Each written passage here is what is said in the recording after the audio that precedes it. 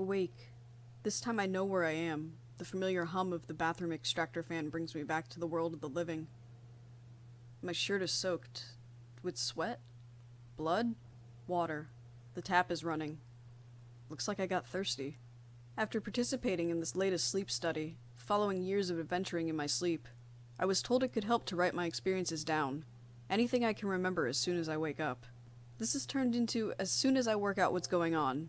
Initially, all I feel when I awake is a burst of sharp, intangible fear. Writing this down is the first step towards getting my brain to accept I am truly conscious and aware of my actions, apparently. I don't know how it started. This has just always been with me.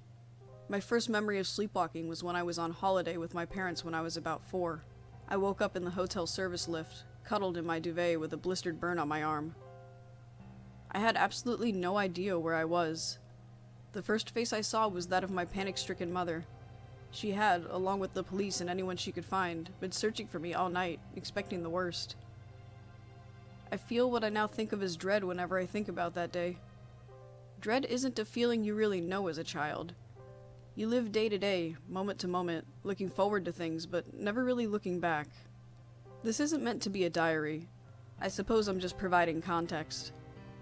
The clinicians said they didn't want to read this, it's just for me. I'm so unconvinced that anything can work at this stage that I feel I just want my cynicism duly noted. When you live a life where your partner has to move rooms, then eventually move out with your son and disappear from your life because they cannot live with the sleeping you, anything is worth a try. Awake. This time it took much longer to work out where I was, sitting outside my childhood school a 10-minute walk from my house. Dread, fear, freezing. I've started sleeping fully clothed following an episode where I woke up half naked in a railway station. Little consolation when it's mid-December. That dream everyone has where they're stood in public having forgotten their clothes. Yep, I've lived it. I need to think of a new way to keep myself from unlocking the front door. The thought of walking about the streets at night, completely unaware of my actions, even in this quiet town, is, frankly, terrifying. Maybe a combination lock? Would it really be possible for my unconscious mind to remember a combination?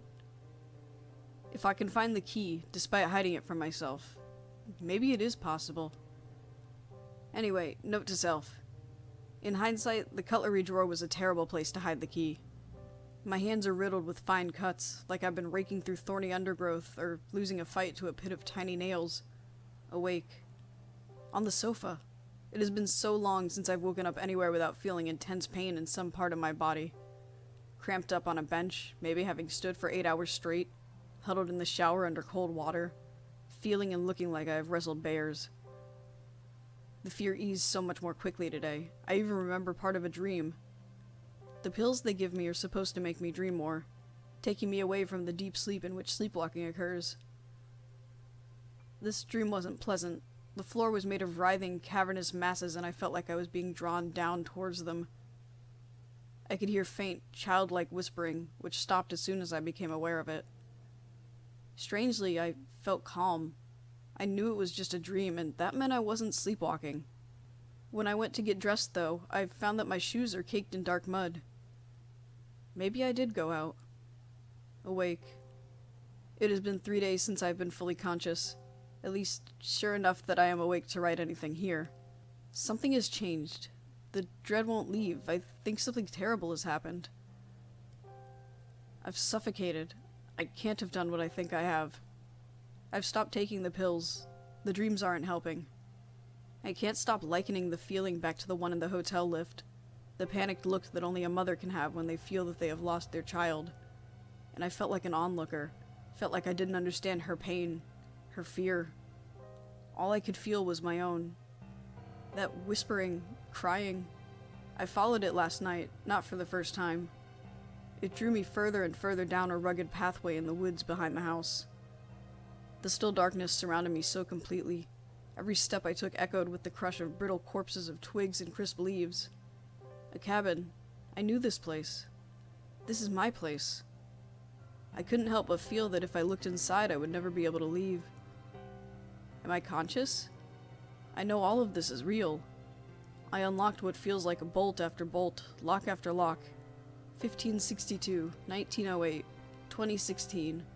Click, click, Click. Slowly I shifted the heavy wooden door, shuffling. Rats?